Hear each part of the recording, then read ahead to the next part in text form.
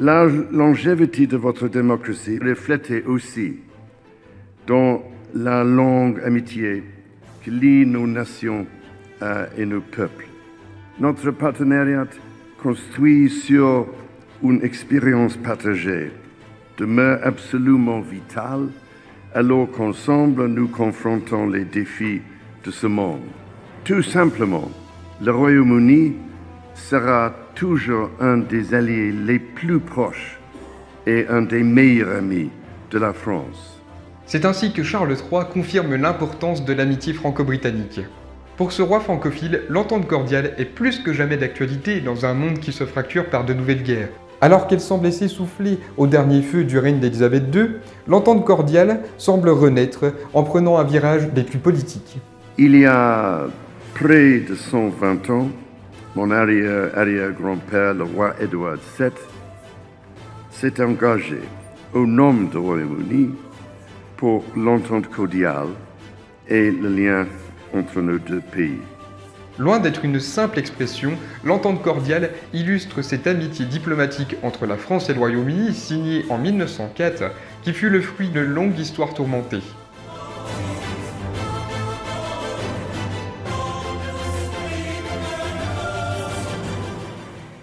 Mais si Édouard VII réussit à se rapprocher officiellement de la France, ce fut en grande partie grâce à l'influence considérable qu'eut sa mère, la reine Victoria. Le 2 septembre 1843, Victoria et son époux Albert rendent visite au roi Louis-Philippe et sa famille au château d'Eu en Normandie. Dans un secret quasiment absolu, Victoria devient le premier souverain britannique à poser le pied sur le continent depuis Henri VIII et le camp d'Uzrador. Car les Français ne sont pas encore prêts à se rapprocher de leur ennemi héréditaire. Voilà seulement 28 ans que l'épopée napoléonienne s'est terminée par une victoire de l'Alliance européenne menée par l'Angleterre. Les sujets de Louis-Philippe n'ont pas oublié non plus la guerre de 100 ans, la guerre de succession d'Espagne ou encore la guerre de 7 ans. Vous l'aurez compris, les exemples de conflits franco-britanniques ne manquent pas. Mais Louis-Philippe pense qu'il est temps de mettre fin à ces années de querelle. C'est un roi qui cherche la paix. Les Orléans ont toujours été dans cette optique-là. Mais en ce milieu du 19e siècle, l'heure est au changement. Louis-Philippe est un monarque anglophile. Dans ses jeunes années, il s'est réfugié en Angleterre pour fuir la France révolutionnaire qui voulait sa tête. Il eut alors le temps de découvrir la démocratie à l'anglaise, qu'il finit par ériger en modèle. Quant à Victoria, elle admira très jeune la figure de Napoléon Ier, l'empereur le plus puissant de son époque. Elle lit Molière et La Fontaine et parle un français parfait. Louis-Philippe connaît bien l'admiration française qu'éprouve la jeune souveraine, ayant été l'un des amis de son père, le duc de Kent. Le ministre des Affaires étrangères français François Guizot, un anglophile lui aussi, traverse alors la Manche pour entamer des négociations secrètes avec son homologue anglais, Lord Aberdeen. Très vite, la reine propose à Louis-Philippe de se rencontrer en faisant une halte en France, dans le cadre de sa croisière vers la mer d'Opale. Celui qui se qualifie souvent de prince français et aussi anglais par nécessité ne rate pas cette occasion et l'accueille au trépas avant de la conduire en son château d'Eu. Pendant 5 jours, Louis-Philippe ne manque pas d'idées pour divertir la jeune Victoria, qui dit se sentir comme à la maison. D'autant plus que la famille d'Orléans est liée à celle d'Angleterre grâce à la Belgique. Pourquoi la Belgique? Parce que quand il a fallu trouver un roi et une reine à la Belgique, la France et l'Angleterre ont dû s'entendre. C'est le candidat anglais, le prince de Saxe-Cobourg, qui a été choisi, mais pour ce faire, il a épousé la fille de Louis-Philippe, Louise. Les liens familiaux qui existent à ce moment-là, grâce à la Belgique et à Louise, entre le roi Louis-Philippe et la reine Victoria. Les deux monarques s'entendent si bien qu'ils se retrouvent 1 an plus tard. Le roi des Français est accueilli à Londres et à Windsor, où il est fait chevalier de l'ordre de la Jarretière. En 1845, Victoria et Albert retournent même à eux. C'est intéressant parce que c'est une visite qui est dépeinte par un certain nombre d'artistes, et notamment par certains artistes très proches de la famille d'Orléans, où on voit des scènes de vie familiale au château d'Eu, notamment une où la reine et le roi sont dans un salon, et autour d'eux, les membres de la famille royale, il y a des discussions, il y a des jeux, donc c'est voilà, un peu la caractéristique de la visite de la reine Victoria à eux. Ces rencontres donnent naissance à une relation épistolaire où la reine n'hésite pas à commencer ses lettres par « mon cher frère ». Dans l'une d'entre elles, qu'elle lui adresse le 17 octobre 1844, elle écrit « Je n'ai pas besoin de vous dire encore combien nous vous sommes attachés et combien nous désirons voir se raffermir de plus en plus cette entente cordiale entre nos deux pays. » Ces deux mots, qui auront un sens bien politique dans les années à venir, sont associés pour la première fois. Mais Louis-Philippe et Victoria n'ont pas le temps de mener leur projet à bien. La révolution de 1848 mène le roi à l'abdication. Pour la seconde fois de sa vie, il doit se tourner vers l'Angleterre pour un nouvel exil. La reine s'accorde avec son oncle Léopold Ier de Belgique pour laisser le domaine de Clermont à la disposition de Louis-Philippe et sa famille. Elle vient d'ailleurs les accueillir personnellement. C'est entre ces murs que le roi déchu rend son dernier souffle en 1850. Victoria n'oublie pas ses cousins d'Orléans pour autant. Elle leur rend régulièrement visite, leur offre des cadeaux lors de leurs anniversaires respectifs, et leur écrit souvent. Elle est particulièrement proche du duc et de la duchesse de Nemours, qui font partie de son cercle d'amis. L'Angleterre a quand même été la destination de quasiment l'ensemble des exils de la Maison de France, et en particulier des princes d'Orléans. Il est clair que c'est une situation de rapprochement inédite dans l'histoire entre nos deux pays. La reine Victoria a quand même régné de 1837 jusqu'à 1901. Deux exils de la famille d'Orléans se situent sous ce règne, 1848 et 1886. Donc, on a quand même une relation très étroite. Mais si les Orléans restent dans le cœur de la reine, Victoria ne désespère pas de se rapprocher de la France, quel que soit son avenir politique. Alors quand le neveu de Napoléon Ier fomente son premier coup d'État en 1851 et se proclame lui-même empereur, l'Angleterre victorienne est le premier État à reconnaître le nouveau régime. Mais Napoléon III reste un empereur en manque de légitimité. Il a du mal à s'imposer sur la scène européenne, d'autant qu'il a besoin d'alliés pour sa guerre contre la Russie commencée en 1853 pour contrer son expansion en Crimée. La Grande-Bretagne s'allie finalement à la France impériale dans ce conflit. Le gouvernement britannique invite Napoléon III sur son sol pour célébrer cette nouvelle alliance. C'est bon gré mal gré que Victoria et Albert doivent l'accueillir. Le couple royal est ami avec les Orléans. Ils n'apprécient pas la réputation d'aventurier de cet empereur, mais reconnaissent que l'Angleterre a ses intérêts dans la guerre de Crimée. Ils acceptent alors de le recevoir à Windsor en avril 1855. Quand Napoléon III et Eugénie arrivent en Angleterre, ils sont de jeunes mariés populaires. Napoléon III n'a pas un physique très avantageux, il le sait, mais il sait aussi jouer de ses charmes pour plaire à la gente féminine, et c'est comme ça qu'il arrive à conquérir le cœur de la reine Victoria. Victoria est loin d'être insensible à cet homme élégant aux bonnes manières. Quant à Eugénie, elle l'a décrit comme une très charmante, aimable créature, pleine de tact aussi, mais naturelle dans ses façons. La reine remet à l'empereur la jarretière avant de le convier à des conseils de guerre et à des bals donnés en son honneur. Les deux couples s'entendent si bien qu'ils se donnent rendez-vous de l'autre côté de la Manche 4 mois plus tard. Pour cette visite d'État à Paris, Victoria et Albert sont accompagnés de leurs deux aînés. Napoléon III veut éblouir son amie anglaise, il fait rénover le château de Saint-Cloud pour qu'elle se sente comme chez elle et lui confectionne un programme ponctué de festivités.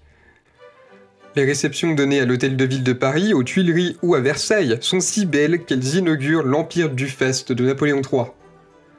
L'empereur va même jusqu'à accompagner Victoria aux Invalides pour qu'elle puisse se recueillir devant le tombeau de Napoléon Ier. Les relations se sont apaisées parce que déjà nous sommes passés par d'autres régimes. Il a sillonné l'Europe mais aussi les États-Unis.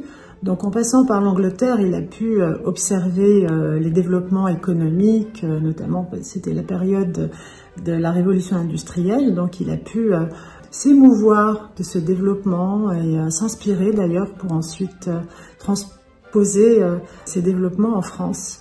Les deux couples s'échangèrent une centaine de lettres avant que le prince Albert ne meure en 1861 et que l'Empire ne s'effondre suite à la guerre franco-prussienne de 1870. La défaite de la France avait fendu le cœur de la reine Victoria en deux.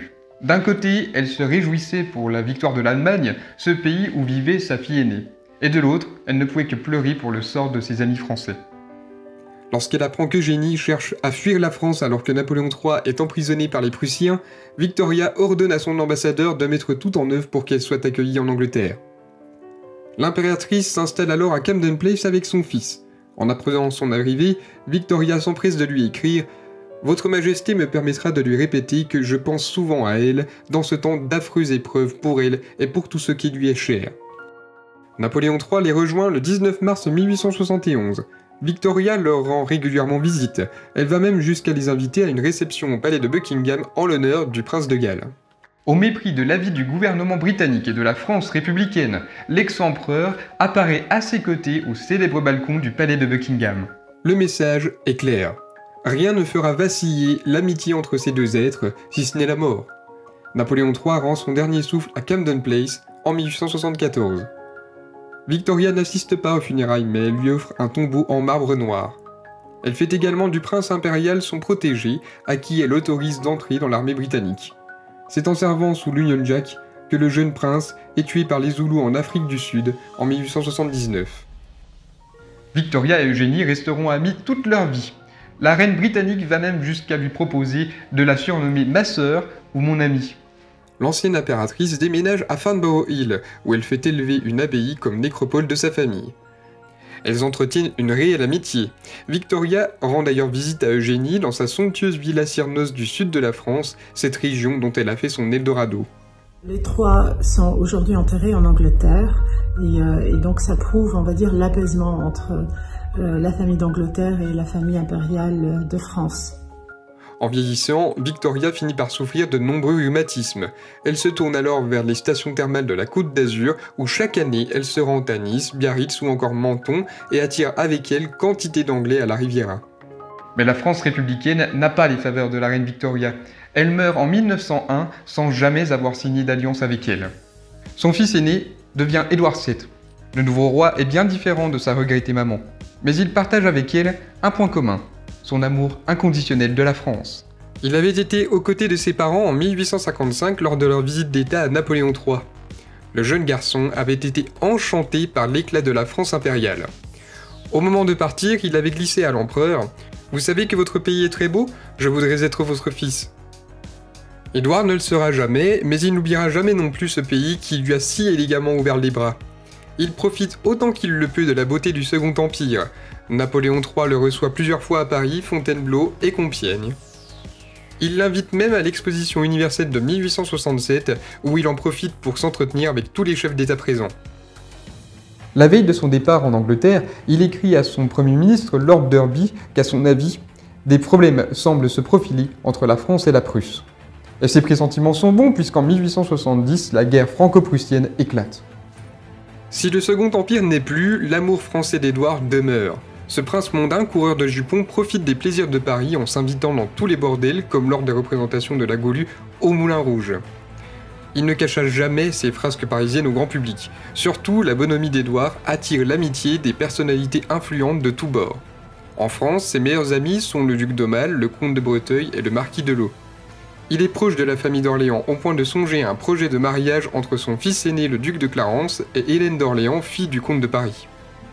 Par le passé, il y a eu de belles relations d'amitié entre les Murat et la famille d'Angleterre, notamment par la princesse Cécile Murat, qui est née princesse, née duchesse d'Elchingen, et qui avait épousé le 5e prince Murat. Je sais qu'il recevait le roi Édouard VII à l'époque et son épouse, ils se recevaient mutuellement. Que ce soit à l'hôtel Murat au 28 avenue Monceau. Cet hôtel n'existe plus malheureusement, mais il était le plus beau de Paris. Je sais également que la princesse Cécile Murat recevait en dîner le roi Édouard VII à Marienbad, qui est une station thermale en Bohême. Il s'entend aussi très bien avec le président MacMahon et Léon Gambetta, le proclameur de la Troisième République. Le prince ami de Napoléon III est aussi celui de son plus farouche opposant. Car pour Édouard, la politique n'est pas faite d'idées, mais d'hommes. Sa seule volonté est de rapprocher la France et l'Angleterre. Alors pour y arriver, il s'entoure d'amis influents, qu'ils soient républicains, royalistes ou même socialistes. Au moment de l'exposition universelle de 1878 qu'il visite, il déclare « Je suis heureux de penser que nous avons pu nous rencontrer dans un pays et dans une ville qui ont toujours reçu les Anglais avec hospitalité, et que, quoiqu'il n'a pas si longtemps, cette époque est passée et oubliée.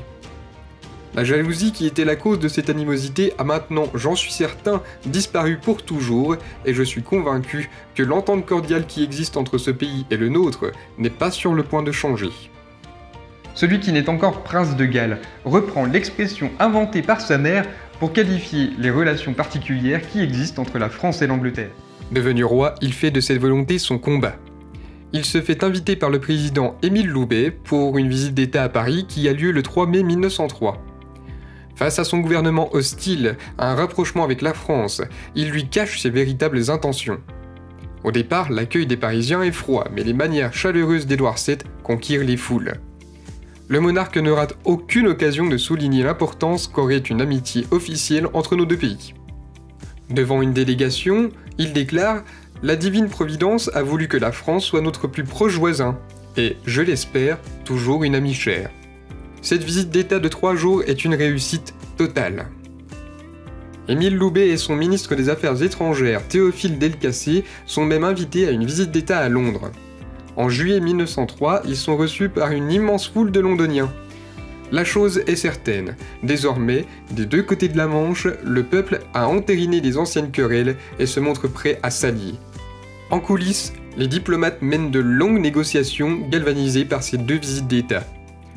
Dans une période où les rivalités coloniales ne cessent de progresser, le Royaume-Uni et la France signent le 8 avril 1904 un ensemble d'accords donnant naissance à une entente cordiale privilégiant les intérêts de chacun.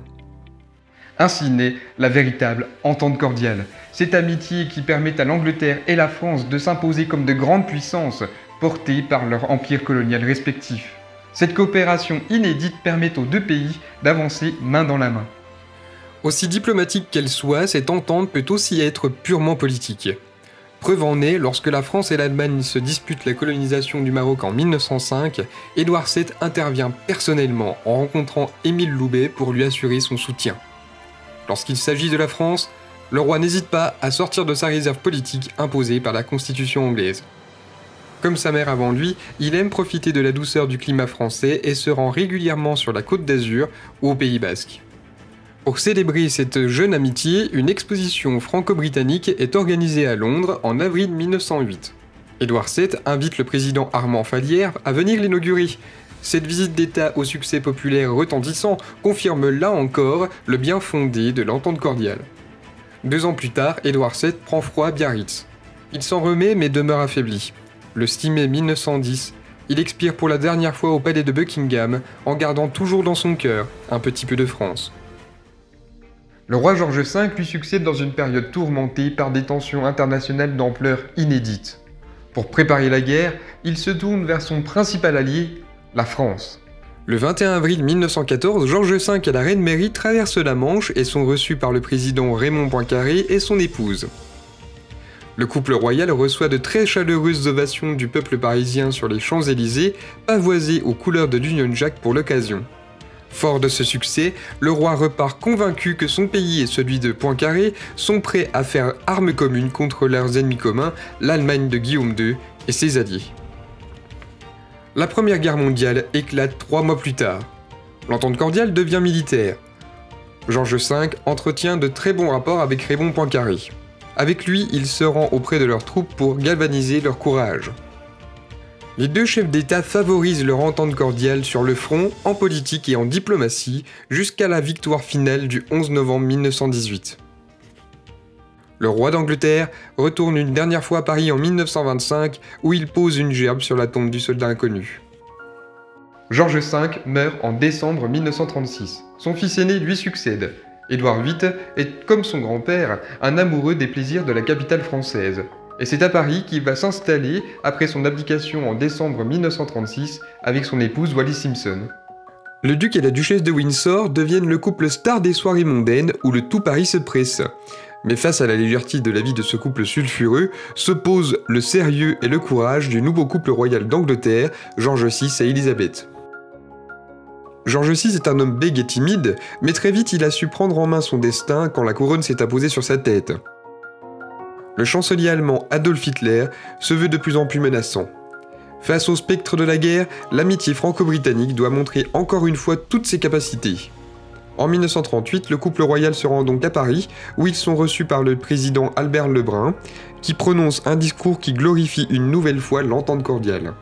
Votre Majesté retrouvera à Paris Cet amour de la liberté, allié au sens de la mesure et du dévouement au bien public, qui a fait battre le cœur de la France au long de son histoire et aujourd'hui, avec d'autant plus de force qu'elle admire dans le peuple britannique son propre idéal.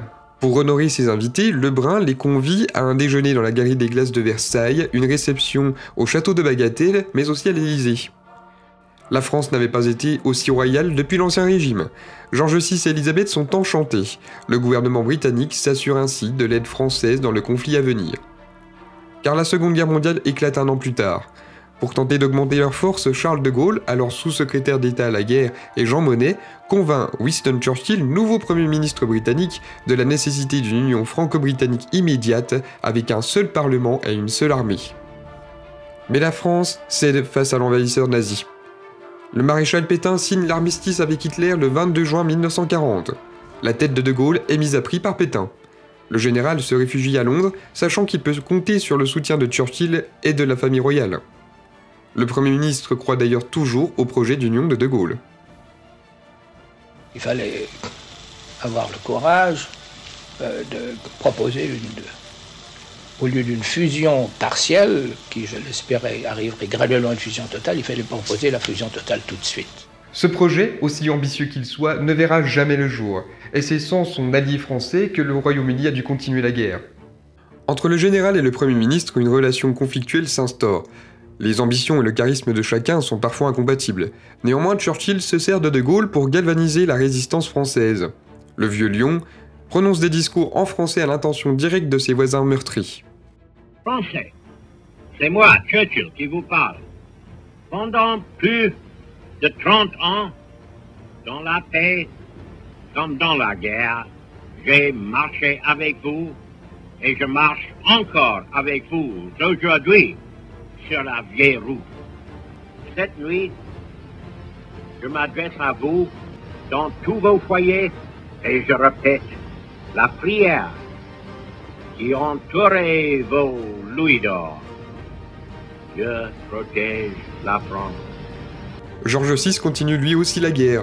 Il se rend en France une dizaine de fois au cours du conflit pour galvaniser ses troupes et entamer des discussions diplomatiques entre forces alliées afin d'arriver à la victoire. Son épouse prononce même un discours en français à destination des Françaises au lendemain de l'entrée des Allemands dans Paris. Je voudrais ce soir dire aux femmes de France, de cette France héroïque et glorieuse, qui défend en ce moment non seulement son propre sol, mais les libertés du monde entier, un sentiment d'affection et d'admiration que leur souffrance et leur courage éveillent en nos cœurs. La victoire a lieu le 8 mai 1945. 6 mois plus tôt, Churchill et de Gaulle avaient descendu côte à côte les Champs-Élysées pour célébrer la libération de Paris et la marche vers la victoire. Dans la riche et complexe tapisserie de la relation entre la France et le Royaume-Uni, le fil d'or que représentait ma mère brillera pour toujours. Je souhaite qu'elle nous inspire à continuer de tisser des liens entre nos deux pays avec détermination, avec espoir et avec amour. Élisabeth II, qui succède à son père en 1952, reprend le flambeau de l'amitié franco-britannique. Sa seule silhouette suffit à représenter l'amour réel qui habite le cœur des membres de la famille royale pour la France. Élisabeth avait été éduquée avec cette admiration pour la France que lui avait transmis sa mère. Élisabeth Bosleyen avait fait de ses voyages français annuels une tradition. Chez les Bosleyen, comme chez les Windsor, la France est un pays ami aux nombreuses richesses culturelles, patrimoniales et même gastronomiques. La jeune princesse avait notamment reçu pour gouvernante une nanny belge qui lui avait appris le français. Car c'est bien là le secret de l'admiration des Français pour les Windsor. Car depuis la reine Victoria, parler français dans les couloirs de Buckingham est de bon ton. Alors quand vient le moment d'effectuer son premier voyage officiel hors du Commonwealth en 1948, Élisabeth se rend tout naturellement en France. Elle est reçue avec son jeune époux Philippe par le président Vincent Auriol. Enceinte du prince Charles, elle doit confirmer l'entente cordiale au lendemain de la Seconde Guerre mondiale. Le Monsieur le Président, Mesdames, Messieurs, il faut que nous puissions mettre en commun les dons et les vertus qui sont notre héritage le plus cher. La France et la Grande-Bretagne se doivent de prendre la direction de ce mouvement, car leur richesse est incomparable dès lors qu'elle se mesure en idées, en sagesse et en expérience. Cette visite est un véritable succès. Elle l'amène à Paris, Fontainebleau, Vaux-le-Vicomte et même Versailles. Elisabeth se souviendra toute sa vie de sa première traversée de la Manche, au point de la rappeler à chacune de ses venues en France. Je me rappelle le plaisir que j'ai eu à découvrir ce beau pays pour la première fois et à cultiver à mon tour une grande affection pour le peuple français. Devenue jeune reine, elle s'y rend en 1957 pour faire oublier l'humiliante défaite de la crise du canal de Suez. Elle est reçue par René Coty qui sait toute l'admiration qu'il avait exprimée pour l'ancien palais des rois de France. Il l'accueille donc en grande pompe à Versailles, lui offrant même une chambre au Grand Trianon. Les Français sont particulièrement touchés par la simplicité, la gentillesse et l'élégance de cette jeune souveraine qui parle leur langue.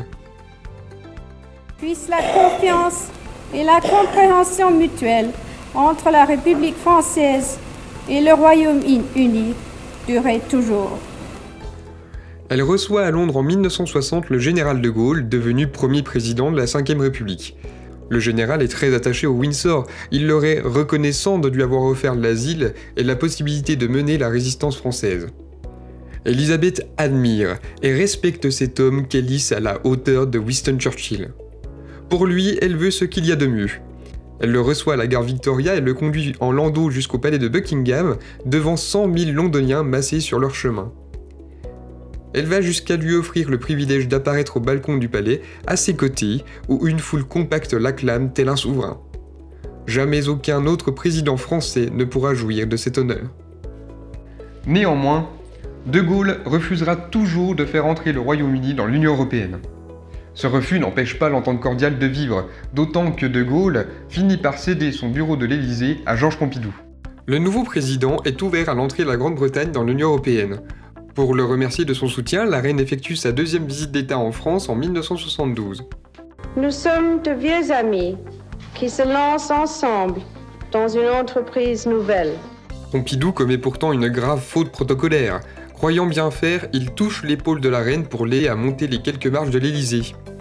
La presse à scandale britannique crie au crime de lèse-majesté. Si Elisabeth II ne lui en tient pas rigueur, ce simple geste inaugure le bal des fausses notes de la part des présidents français. Le locataire de l'Élysée suivant, Valéry Giscard d'Estaing, est un président complexe. S'il se veut moderne et ouvert aux réformes sociales, il est aussi très attaché aux bonnes manières de l'aristocratie. Alors lorsqu'il est reçu à Buckingham par la reine en 1974, il jubile. Pour la reine, le président en fait trop. Elle lui fait comprendre son mécontentement par la froideur de son accueil. Son successeur, François Mitterrand, est un homme bien différent. Cultivé et charismatique, il avait participé aux premières visites d'État de la reine. Il sait recevoir une souveraine en permettant à la République de lui présenter tout ce qu'elle a de plus beau. Mitterrand fut le président qu'Elisabeth a le plus souvent rencontré. Entre sa visite d'État en 1992, les commémorations du débarquement de Normandie ou encore l'inauguration du tunnel sous la Manche, les occasions furent nombreuses pour permettre à ces deux chefs d'État de renforcer leur réelle amitié. La tradition anglo-saxonne est un peu à la tradition latine en Europe, ce que l'huile est au vinaigre. Il faut les deux pour faire la sauce. Sinon, la salade est mal assaisonnée. La parenthèse brillante de François Mitterrand s'achève. Son successeur, Jacques Chirac, est un homme populaire pour sa bonhomie. Avec les têtes couronnées, il est maladroit, sa méconnaissance de l'étiquette est flagrante, au point d'en agacer la reine. Dans le landau qui les mène à Buckingham, il lance des baisers à la foule. À plusieurs reprises, il brille à Londres ou à Paris par ses retards répétés. Elisabeth II, dont on sait son attachement au protocole, ne supporte pas ce manque d'éducation. Mais elle tire un trait sur ces écarts au nom de l'amitié franco-britannique qu'elle célèbre par une visite d'État en 2004, marquant les 100 ans de l'entente cordiale. Nicolas Sarkozy, quant à lui, effectue une visite d'État en Angleterre en 2008. Fraîchement marié à Carla Bruni, il fait tout pour plaire à la reine et à ses sujets. Tout, et même trop, au point que le gouvernement se méfie de lui. Pourtant, l'élégance de ce couple énergique avait plu à la souveraine. Mais un incident diplomatique refroidit les relations franco-britanniques. Le 6 juin 2009, la France accueille les nouvelles commémorations du débarquement de Normandie. L'Élysée s'empresse d'envoyer une invitation à Barack Obama avec qui elle veut se rapprocher, mais oublie d'envoyer celle pour la reine. Les Britanniques crient au scandale, allant jusqu'à considérer cette faute diplomatique comme une insulte, alors que leurs soldats ont largement contribué à la réussite du débarquement. Grâce à l'insistance populaire, Nicolas Sarkozy finit par inviter officiellement la reine, mais il est trop tard. Elisabeth II est personnellement blessée et refuse de se déplacer. Le président avait certainement oublié qu'elle avait servi pendant la Seconde Guerre mondiale. Nicolas Sarkozy est le dernier président français à être reçu à Londres pour une visite d'État. Son successeur, François Hollande, n'aura droit qu'à une visite privée à Windsor de 45 minutes. Mais le président socialiste veut panser les blessures de la reine. Il l'invite à une visite d'État en France qui s'inscrit dans le cadre des commémorations des 70 ans du débarquement en 2014. Sarkozy l'avait présidentiellement ignoré, Hollande la place cette fois-ci en vedette comme le chef d'État le plus honoré. Cette visite d'État est la dernière de la souveraine en France. Avec Emmanuel Macron, les relations sont plus que jamais refroidies. Le président, qui fait tout pour complexifier la sortie du Royaume-Uni de l'Union européenne, ne reçut aucune invitation de la part d'Elisabeth II. Pour la rencontrer, il dut se contenter de sommets internationaux comme le G7 qui se déroule en Écosse en 2021. Le président aurait peut-être pu rencontrer personnellement la reine en son palais en 2020, à l'occasion des 80 ans de l'appel du 18 juin, mais la crise de la Covid-19 avait retranché Elisabeth à Windsor. Pour autant, quelles que soient les relations qu'elle a entretenues avec les présidents, la reine garda toute sa vie un amour profond pour la France. Elle rend son dernier souffle le 8 septembre 2022, mettant fin à 70 années d'entente élisabéthaine entre la France et la Grande-Bretagne. Le président Macron assiste alors à ses funérailles d'État qui se déroulent en l'abbaye de Westminster le 19 septembre suivant. We are grateful for her deep affection for France. Elizabeth II mastered our language, loved our culture, and touched our hearts. With her, France and the United Kingdom shared not just an entente cordiale, but a warm, sincere, and loyal partnership. To you, she was your queen. To us, she was the queen. Pendant le temps qui m'est accordé en tant que roi, je m'engage à faire tout ce qui est en mon pouvoir pour renforcer la relation indispensable entre le Royaume-Uni et la France. Ensemble, notre potentiel est illimité. C'est pourquoi nous devons chérir et entretenir notre entente cordiale. Un nouveau roi francophile de Grande-Bretagne monte sur le trône. Charles III a hérité de sa mère son amour pour la France. À ses yeux, l'amitié franco-britannique a une importance toute particulière. Dans un monde confronté à de nouvelles tensions, il sait qu'il pourra s'appuyer sur ses relations toutes particulières avec son voisin d'outre-Manche, d'autant que le Royaume-Uni a quitté l'Union européenne en 2020. C'est donc tout naturellement qu'il choisit la France comme première visite d'État de son règne. Avant même son couronnement, ce voyage est prévu du 26 au 29 mars 2023. Mais l'Hexagone est secoué par des mouvements de protestation violents contre la politique de son gouvernement. Pour éviter tout problème, la visite a donc été reportée au mois de septembre 2023. C'est donc après son couronnement, qui s'est tenu le 6 mai, et une visite d'État en Allemagne, que Charles III met pour la première fois les pieds en France en tant que monarque. Durant 3 jours, la République brille de mille feux pour recevoir le roi.